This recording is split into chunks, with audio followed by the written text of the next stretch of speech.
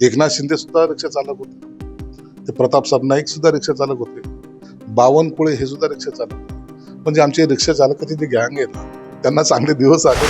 उबाठामध्ये त्यांना भवितव्य ज्याला दिसत नाही, ते लोक आता अनेक वर्षाचा तपश्चर्यानंतर आज आमच्याकडे युतीमध्ये लढावं अशी आमची मानसिकता आहे. नाही लढायचं तर आम्ही स्वतंत्रपणे आम्ही लढायला काही मागे पुढे पाहणार नाही. आम्ही लढू पण आणि जिंकू पण. म्हणून सरकार कुणाला पाठीशी घालणार नाही, कुणाला हा आपला तुपला नाही. जो गुन्हेगार आहे तो गुन्हेगार आहे. एक सामान्य रिक्षा चालक ते महाराष्ट्र राज्याचे सामाजिक न्याय मंत्री असा प्रवास करणारे आमदार आणि मंत्री संजय शिरसाट आपल्या सोबत आहेत. मी जसं म्हटलं, एक सामान्य रिक्षा चालक. काय वाटतं, आज तुम्ही मंत्री म्हणून शहरात आलायत आणि काम करताय? सामान्य रिक्षा चालक होतो, कामगार होतो, सर्व या सगळ्या घटना या सगळ्या माझ्या आयुष्यामध्ये येऊन गेलेल्या आहेत. परंतु एकच जिद्द होती की जे काम करेल ते प्रामाणिकतेने करेल, आणि त्याचं मला वाटतं त्याचं फळ आताच्या घडीला मला मिळालंय. 40 वर्ष. कशा भावना आहेत, म्हणजे एक सामान्य रिक्षा चालक ते मंत्रीपर्यंत आता तुम्ही एक ताफ्यामध्ये फिरताय, कशा भावना आहेत? नाही तर 40 वर्षानंतर आलेलं ही संधी आहे. निश्चित बरं वाटतं, चांगलं वाटतं. पोलीसवालीची गाडी पुढेही असते, मागेही असते. अनेक लोक स्वागतही करतात, अनेक लोक भेटतात, त्यांच्या गाराने घेऊन येतात. हा एक वेगळा अनुभव असतो माणसाच्या आयुष्यामध्ये. एखाद्या पदावर गेल्यानंतर काय काय तुमची जबाबदारी वाढते ते एक सुद्धा मनाला एक दिसतं की आपल्याला काय करायला पाहिजे. आणि म्हणून हा जो 40 वर्षाचा प्रवास आहे, अनेकांनी केला, त्याच्यामध्ये एक माझं नाव आहे. एकनाथ शिंदे सुद्धा रिक्षा चालक होते, ते प्रतापसाहेब नाईक सुद्धा रिक्षा चालक होते, बावनकुळे हे सुद्धा रिक्षा चालक होते. म्हणजे आमचे रिक्षा चालकाची जी गँग आहे ना, त्यांना चांगले दिवस आलेले आहेत. आणि मला वाटतं हे सर्वजण आता आज महाराष्ट्राचं नेतृत्व करतोय आम्ही. म्हणून करताना एवढं भान निश्चित ठेवतोय की ज्या परिस्थितीतून आपण आलोय ती परिस्थितीचं भान ठेवलं पाहिजे, ते विसरलं नाही पाहिजे. म्हणून चांगलं काम करायचा माझा प्रयत्न राहील. मंत्री संजय शिरसाट यांचं सिंघम टाईप काम आहे. मंत्री होतात काही दिवसात त्यांनी मुलांच्या हॉस्टेलला भेट दिली आणि त्यातील जे काही त्रुटी होत्या त्या प्रशासनासमोर आणल्या आणि त्यात बदल घडवण्याचं एक चांगलं काम सुद्धा केले. आणि मंत्रिमंडळात जर बघितलं तर संजय शिरसाट आता धावतायत, जोरात ते धावतायत इतर मंत्र्यांपेक्षाही. नाही, इतर मंत्री आपल्या पद्धतीने काम करतात असं नाहीये. परंतु माझं कसं आहे की आपण जाऊन एखादं काम व्हिजिट केली, पाहिलं, बातमी झाली, तिथपर्यंत मर्यादित नाही. मी पाहिलं, व्हिजिट केली, पुन्हा त्याचं प्रोग्रेस काय. ते तातडीने त्या हॉस्टेलला 5 कोटी रुपये दिलेत.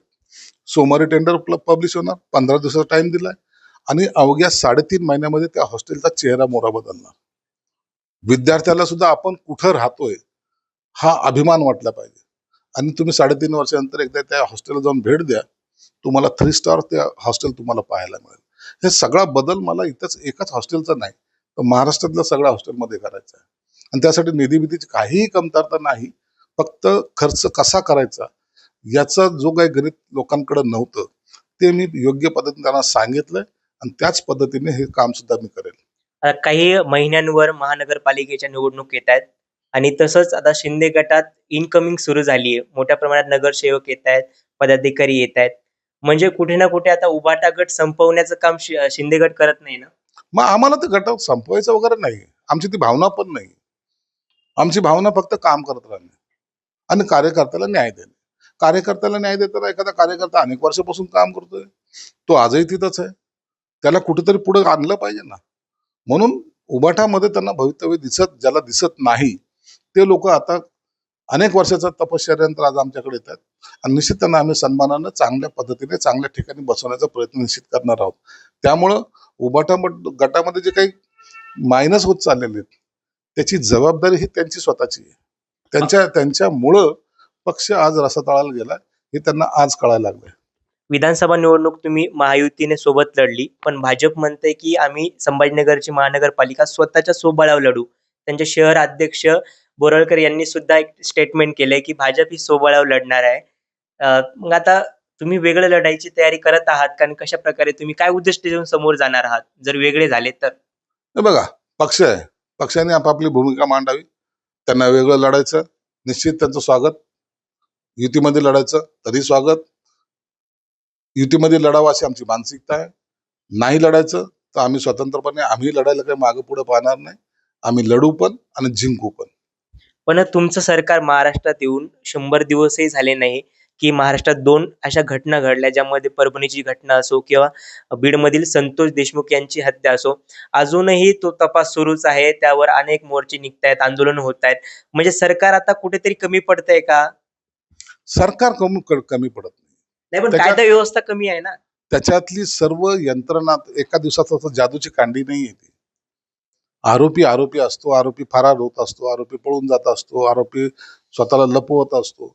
आणि सरकारने हे ज्या काही यंत्रणा, SP बदललं तातडीनं, 3 एजन्सी नेमल्यात, त्याच्यावर पुन्हा SIT नेमली, CIDचं वेगळी विंग आहे, पोलिसाची वेगळी यंत्रणा आहे. एवढ्या यंत्रणा लावून त्यांना सगळ्याला जेरबंद केलं. त्यातला आता एक आरोपी जो बाहेर आहे, तो काही दिवसात कुठे आहे, परंतु काही दिवसात तो अटक त्याला निश्चित केली जाईल.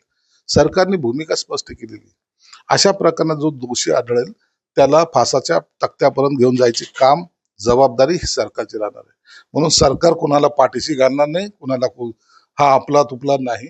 जो गुन्हेगार आहे तो गुन्हेगार आहे. शेवटचा प्रश्न, महाराष्ट्राची संस्कृती सर्व समभाव आहे. सर्व जाती, सर्व धर्मातील लोक इथे राहतात. पण मागील काही महिन्यापासून जर आपण बघितलं, विधानसभेच्या आधीचं समाजकारण असो, की जशा प्रकारे जातीभेद वाढत गेलाय, एकमेकांमध्ये तेढ झाले. स्पष्टपणे बोलायचं झालं तर मराठा, OBC, मराठा, वंजारी हा जो भेद आहे तो अधिकच वाढत चाललाय. याच्या मागे कोण आहेत? आणि एक सरकार म्हणून एक तुम्ही प्रतिनिधित्व करताय, हे सगळं कसं संपायला हवं? काय उद्दिष्ट आपण बघ, करावं? हे जे आहे ना, हे करण्याची भूमिका ही काँग्रेसची असते. इंग्रज गेले आणि काँग्रेस राहिली. ते काँग्रेसने तोडामोडीचं, जातीपातीचं राजकारण हे पहिल्यापासून करत आलेलं आहे. दलितांना दलित, मुस्लिमाला अलग, हे सगळ्यांना वेगवेगळी वागणूक देणे, मराठा समाज वेगळा पाडणे, OBC समाज वेगळा पाडणे, त्यांच्यामध्ये भांडणं लावणे, आणि या भांडणाचा परिणाम आपल्याला मतदानावर कसा होईल त्याचा प्रयोग केला त्यांनी लोकसभेला त्यांना फायदाही झाला त्याचा. परंतु लोकांच्या लक्षात आलेलं आहे की असा जातीवाद किंवा मतभेद करून राजकारण चालत नाही. म्हणून काही दिवसानंतर हेच लोक, ज्यांनी आता आम्हाला विधानसभेला इतका प्रचंड बहुमत दिलेलं आहे, त्यांना सुद्धा लक्षात आलंय जातीवादावर राजकारण चालणार नाही, आणि आम्ही त्या विचाराचे सुद्धा नाही. हे होते सामाजिक न्याय मंत्री संजय शिरसाट. मी राम बुधवंत, नवराष्ट्र न्यूज, छत्रपती संभाजीनगर.